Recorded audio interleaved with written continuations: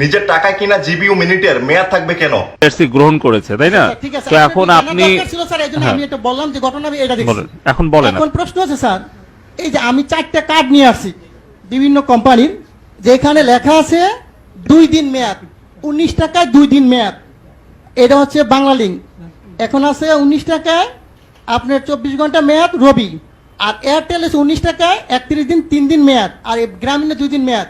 আমার প্রশ্ন হচ্ছে এই জিনিসগুলো কি স্যার পচা যায়? এটির মেয়াদ থাকবে কেন?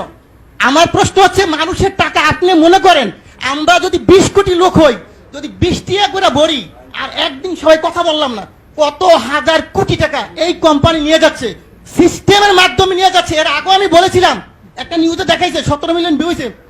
ওদিক থেকে উচিত ছিল এই সিস্টেমটাকে বাংলাদেশে বন্ধ করে দেওয়া।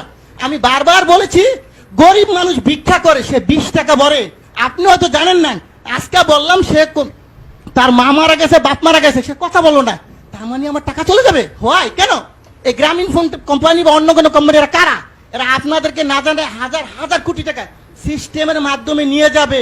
এটা কিন্তু স্যার সহ্য করার মতো না। প্রথম প্রশ্ন হচ্ছে এটাকে আজকের মিটিং এর পর থেকে কিছুক্ষণ পরের মতো আপনারা দিবেন, যাতে বাংলাদেশের কোন জনগণের একটি টাকা যাতে না যায়। এটা আমার দাবি। কত হাজার কোটি টাকা আপনি এই ব্যবসাটা আমাকে দেন, লাইসেন্সটা আমাকে দেন। আমার যে ব্যবসায়ী আছে 15 লক্ষ বাংলাদেশ, আমি কিন্তু লাইসেন্সদারি প্রতিষ্ঠান, আমার এফবিসিসি এর মেম্বার। এই লাইসেন্সটা আমাকে দেন, আমি বাংলাদেশে ব্যবসা করি। এই টাকা আপনার সরকারি খাতে কত টাকা লাগে আমি দিব, এই কোম্পানিকে পাচার করার জন্য দিব না স্যার। এই জনগণের টাকা পাচার করে তারা নিয়ে দেবে, এটা আমি দিতে রাজি নাই। কিন্তু আমাকে মেরে ফেলেন, কোনো আপত্তি নেই। সো এই টাকা পাচার করার কোনো সিস্টেম নাই স্যার। আরেকটা জিনিস আপনাকে বলবো স্যার, আপনি যেটা আজকে পেয়েছে আমি ভাগ্যবান যে আপনি শুনবেন। আমরা যখন এই ব্যবসা শুরু করি 27 টাকা কমিশন ছিল, 27 টাকা। তার সরকারি কর্মকর্তা যিনি 2000 টাকা বেতন হয়েছে, তার বেতন এখন 20,000 টাকা। কিন্তু এখন কত স্যার? আমাদের কিন্তু সেই 27 টাকাই রাখছেন। আমাদের কি কমিশন বাড়বে না স্যার? আমার প্রশ্ন হচ্ছে আপনারা অবশ্যই একটু কমিশনের ব্যাপার ব্যবস্থা করেন, যে যাদের একটু ব্যবসা করে তারা। আমরা সবাই শিক্ষিত ছেলে স্যার, এখানে প্রায় 15 লক্ষ ব্যবসা করি। আমরা যারা ব্যবসা করি কোটি কোটি টাকা কামিয়ে দিচ্ছি, কিন্তু আমাদেরকে তো দেখবেন স্যার। আরেকটা কথা, টেলিটক আপনি হয়তো জানেন না। এই টেলিটকের ব্যাপারে আমি একবার বলছিলাম, বিটিআরসি 22 আমি হিন্দু, উনি সম্ভবত আমি জানি না, উনি আমাকে বলে এটা দায়িত্ব তো বাবা আমার না রে ভাই, এটা দায়িত্ব হইলো কার? বিটিআরসি না, টেলিযোগাযোগ। আমি ঠিক আছে, আমি যে স্যারকে পাই বলবো স্যার, আমার আপত্তি স্যার যদি মাইন্ড না করেন, আপনি দায়িত্বটা আমাকে দেন। আমার ব্যবসায়ীরা সবাই মিলে আমরা করি। বাংলাদেশে টেলিটককে কেমনে উড়াইতে হবে আপনি আমাকে সাপোর্ট দেন। আমি বলবো কোন দোকানদার আমাদের দোকান থেকে টেলিটকের সিম কেনার পরও রিচার্জ পাবে, তা হবে। টেলিটক উন্নয়ন কেমনে করতে হয় স্যার? আপনি যদি কোনো ধরনের সিস্টেম থাকে আপনি বলেন যে বলে এমনি সহযোগিতা করে, আমি করতে বাধ্য আপনাকে। আপনি যেইভাবে চান টেলিটক অবশ্যই উন্নয়ন হবে।